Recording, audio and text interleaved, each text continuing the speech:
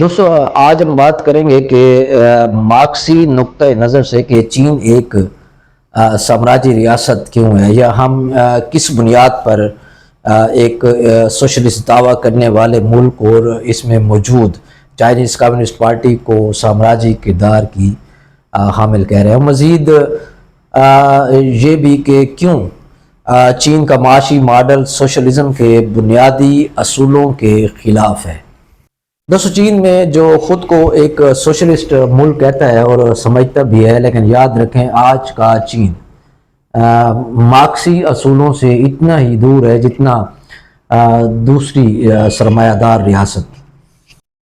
لیکن بات یہ ہے کہ آج کے چین کو ہم مارکسی نقطہ نظر سے ایک ریاستی سرمایہ دار ملک سمجھتے ہیں، یعنی اسٹیٹ کیپٹلسٹ، اور اس کے ساتھ ہی ایک سامراجی قوت جس کو امپیریلسٹ پاور کہا جاتا ہے کے طور پر ہی ہم اس کو دیکھ سکتے ہیں۔ اب سوال یہ ہے کہ ایسا کہنے کے پیچھے کون سے عوامل کار فرما ہے، اور انہی عوامل سے ہی معلوم کیا جا سکتا ہے کہ چین کا کردار سامراجی یا اسٹیٹ کیپٹلسٹ کا ہے یا نہیں ہے۔ اور پھر یہ بھی میں وضاحت کرتا چلوں کہ یہ کوئی ہماری خواہش نہیں ہے، بلکہ یہ حقائق ہیں جو اسے ایسا بناتے ہیں اور ایسا ہی دکھاتے ہیں۔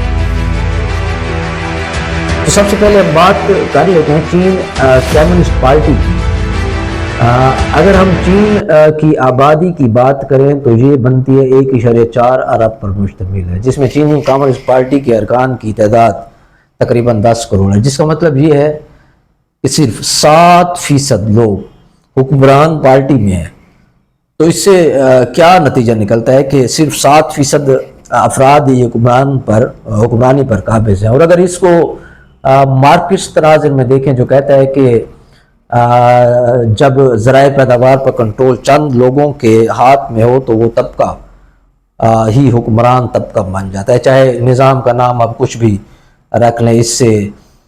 تو اس سے یہ نتیجہ اخذ کرنا کوئی راکٹ سائنس نہیں ہے کہ یہ 7% لوگ باقی 93% پر حکمرانی کر رہے ہیں۔ تو کیا پھر ہم اسے عوامی جمہوریت مان لیں؟ اگر آپ اس پر خوش ہوتے ہیں تو پھر مان لیتے ہیں، جبکہ حقیقت تو یہ نہیں ہے۔ یہ عوامی جمہوریت نہیں ہے بلکہ ایک پارٹی اولیگارچی ہے۔ اگر آپ غور کریں تو اس قسم کی حکومت یا حکومتی ماڈل مارکس کے بنیادی اصولوں جو یہ ہے کہ محنت کش طبقے کی اجتماعی حاکمیت سے متعلق ہے، اس سے بھی بالکل متصادم ہے۔ تو جناب والا چین کی یہ پارٹی نہیں بلکہ ایک بیوروکریٹک کارٹل ہے۔ اس کو یوں سمجھنے کی کوشش کریں کہ چین میں کتنی اس وقت سیاسی پارٹیاں موجود ہیں۔ تو چین میں جناب 9 سیاسی پارٹیاں اس وقت موجود ہیں، لیکن مسئلہ یہ بھی ہے کہ باقی 8 پارٹیاں جو ہیں وہ موجود تو ہیں، وہ بھی کمیونسٹ پارٹی کے ماتحت مشاورتی پارٹیوں کی ہی حیثیت میں کام کرتے ہیں۔ وہ نہ حکومت بدل سکتی ہیں اور نہ ہی پالیسی پر اثر انداز ہو سکتے ہیں۔ تو پھر کیسی عوامی جمہوریت اور عوامی اقتدار کی بات کی جاتی ہے؟ یہ جمہوریت نہیں ہے، بس ایک بیوروکریٹک آپ اس کو کنٹرول کہہ سکتے ہیں۔ آپ اس پر مارکسٹ نقطہ نظر دیکھیں جو کہتا ہے کہ پارٹی وہ ہوتی ہے جو محنت کش طبقے کی ایک تنظیم ہوتی ہے، نہ کہ ریاستی اشرافیہ کا اعلیٰ کار۔ جبکہ آپ دیکھتے ہیں چین میں پارٹی ہی ریاست کا اعلیٰ کار بنی ہوئی ہے۔ دوسری اس میں اہم وجہ یہ ہے کہ اگر ہم کہیں کہ چین میں سرمایہ داری کا مکمل ماڈل ہے جبکہ سوشلزم نام کی حد تک ہے، تو شاید یہ درست ہوگا۔ اس کے لیے آپ چین کی جو موجودہ معاشی خصوصیات ہیں اس پر ایک نظر جو ہے وہ ڈالیں۔ چین میں نجی کمپنیوں کو مکمل اجازت ہے، پھر اسٹاک مارکیٹ کا پھیلاؤ تیزی سے بھی جاری ہے، اور سب سے اہم بات کہ سرمایہ دار طبقے کا ابھار جو تیزی سے اپنے سرمایہ میں اضافہ کرتا جا رہا ہے۔ آپ کو یہاں بلینئر کیپٹلسٹ کی موجودگی بھی واضح نظر آئے گی۔ یہی نہیں، اگر مقابلہ بازی کی فضا کو دیکھا جائے تو بڑی کمپنیوں کا عالمی سرمایہ کاری میں جو مقابلہ ہے وہ جاری ہے۔ بہت سی کمپنیاں ایسی ہیں جن کا حجم اربوں ڈالر سے بھی بڑھ چکا ہے۔ تو اس کا دوستو کیا مطلب ہوتا ہے سوشلزم میں، آپ خود ہی اس کا اندازہ لگا لیں۔ پھر اگر آپ دیکھیں کہ اور حد یہ ہے کہ مزدوروں سے قدر زائد یعنی سرپلس ویلیو بھی نچوڑا جا رہا ہے، جس سے مزدوروں کو کم اجرت دی جا رہی ہے، اور اس طرح نوجوان طبقہ جو روز بروز بے روزگاری میں ڈوبتا جا رہا ہے۔ اور اعداد و شمار دوستو بتاتے ہیں کہ 16.9% بے روزگاری چین میں موجود ہے، جو ایک الارمنگ صورتحال ہے، جس کو ہم المیہ بھی کہہ سکتے ہیں۔ تو میرے عزیز دوستو، اگر سوشلزم میں یہ سب کچھ ہوتا ہے تو پھر فرق کیا رہ جائے گا ایک سرمایہ دار ریاست اور ایک سوشلسٹ ریاست میں، جبکہ یہ سب کچھ سوشلسٹ معیشت میں تقریباً ناممکن ہوتا ہے۔ اب آپ دیکھیں کہ مارکس کیا کہتا ہے، یا مارکس کے مطابق سوشلزم کی بنیادی شرط کیا ہے۔ وہ کہتا ہے ایک تو نجی منافع کا خاتمہ لازمی ہے، دوسرا ذرائع پیداوار جو ہے وہ محنت کش طبقے کے اجتماعی کنٹرول میں آنا شرط ہے۔ تو کیا ہم مان لیں کہ چین میں یہ شرطیں پوری ہو رہی ہیں، یا مستقبل میں ایسا ہونے کا کوئی امکان بھی موجود ہے؟ نہیں، بلکہ حقیقت یہ ہے کہ چین میں ذرائع پیداوار ریاستی اشرافیہ اور سرمایہ داروں کے ہاتھ میں ہی موجود ہے، محنت کش کے پاس موجود نہیں ہے۔ اگر دوستو چین کے استحصالی یا سامراجی کردار کی بات کریں تو ہمیں یہ دیکھنا پڑے گا کہ اس وقت کون کون سے ممالک جو ہیں وہ چین کے مقروض ہیں۔ تو چین کا یہ سامراجی کردار جو بڑھتا جا رہا ہے، جو سامراجی ریاستوں سے بھی بڑھا ہوا ہے۔ امریکہ کا سامراجی کردار دوستو کیا ہے؟ وہ یہی کر رہا ہے کہ دوسرے ممالک کو مقروض کر کے اپنا اثر رسوخ جو ہے وہ بڑھا رہا ہے۔ تو میرے کامریڈز، کیا چینی کامریڈز ایسا نہیں کر رہے؟ چینی کامریڈز بھی دوسرے ممالک کو مقروض بنا کر اپنا اثر رسوخ قائم کرتے جا رہے ہیں۔ مثال کے طور پر اگر آپ پاکستان کی مثال لیں تو پاکستان 22.6 ارب ڈالر کا مقروض ہے۔ یہ بھی پرانی لسٹ کے مطابق ہے، کیونکہ حال ہی میں چین نے اپنے مقروضوں پہ ایک نئی لسٹ بھی جاری کی ہے۔ اسی طرح دوسرے ممالک جیسے ارجنٹینا 21.2 ارب ڈالر کا مقروض ہے، اور انگولا 17.9 ارب ڈالر کا، اور دوسرے ممالک جیسے کانگو، لاؤس، سری لنکا اور درجنوں ایسے ممالک ہیں جو اس وقت مقروض ہیں۔ کامریڈز، یہ وہی قرضی سامراج کردار ہے جسے لینن نے امپیریلزم کا آخری مرحلہ کہا تھا، جس کا مطلب یہ ہے کہ اگر ایک ملک دوسرے ملکوں کی معیشت پر کنٹرول رکھے یا رکھنا چاہے اور اس کے انفراسٹرکچر کا بھی مالک بن جائے، اور مزید یہ کہ ان سے سود بھی وصولے لے، تو وہ بھی سامراجی کردار ادا کر رہا ہوتا ہے، جو چین کی پالیسی سے واضح ہے۔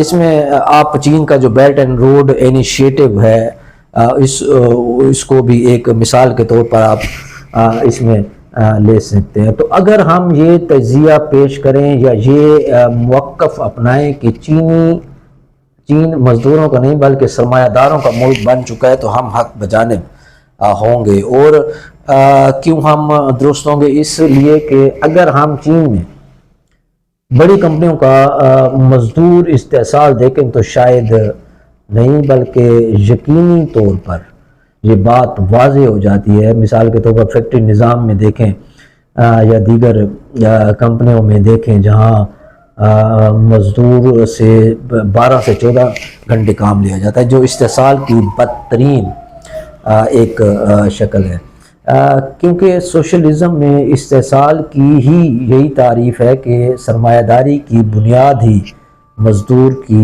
محنت کا استحصال ہے۔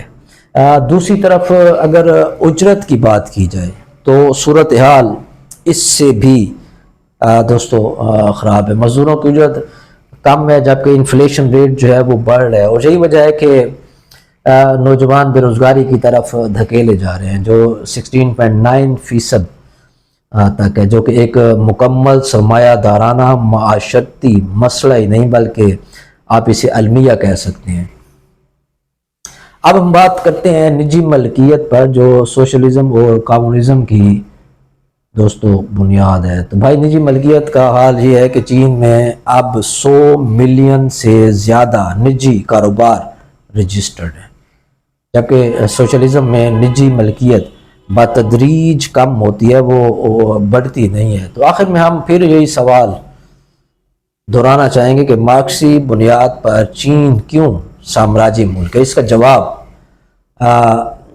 یہ ہے کہ لینن نے اس سامراج کی کچھ نشانیاں بیان کی تھیں، وہ کیا تھیں اس پر تھوڑی بات کر لیتے ہیں۔ پہلی علامت یہ ہے کہ سرمایہ کا ارتکاز، جسے کنسنٹریشن آف کیپٹل کہا جاتا ہے، یعنی سرمایہ چند ہاتھوں میں سمٹ جاتا ہے، جو طبقاتی فرق کو بڑھا دیتا ہے۔ دوسری علامت یہ ہے کہ بینک اور صنعت کا ادغام، پھر جو جمع پونجی ہوتی ہے اس کا بھی بیرون ملک شفٹ ہونا یا اس کا بیرون ملک استعمال ہونا، پھر سامراجی بلاکس کا آپس کا گٹھ جوڑ اور ان کا قیام میں آنا، اور اس کے بعد جو ہونا ہوتا ہے وہ یہ ہوتا ہے کہ دنیا کی تقسیم نو کا عمل، جو بیرونی بین الاقوامی سطح پر آپ کو نظر آ رہا ہوگا۔ تو کیا چین میں یہ سب علامات موجود نہیں ہیں جن کا ذکر کامریڈ لینن سامراجیت کے حوالے سے بیان کرتا ہے؟ اگر موجود ہیں تو پھر اس کی تشخیص بھی انہی علامات کی روشنی میں ہی کرنی چاہیے، اور کیا اس بات سے بھی یہ انکار ممکن ہے کہ چین دنیا بھر میں سرمایہ کاری نہیں کر رہا، اور کیا چین اپنا اثر رسوخ قائم کرنے کے لیے فوجی اڈے بھی نہیں بنا رہا؟ جبوتی اس کی ایک مثال ہے۔ اور کیا چین دوسرے ممالک کے پورٹس اور ایئرپورٹس تک کنٹرول حاصل نہیں کر رہا؟ کیا چین افریقہ جیسے ملک میں معدنیات پر اس نے قبضہ نہیں کر رکھا؟ اور تو اور جو پاکستان میں سی پیک کا منصوبہ ہے، یہ کیا ہے؟ یہ کیا یہ پاکستان کی معاشی ترقی کے لیے بنایا جا رہا ہے؟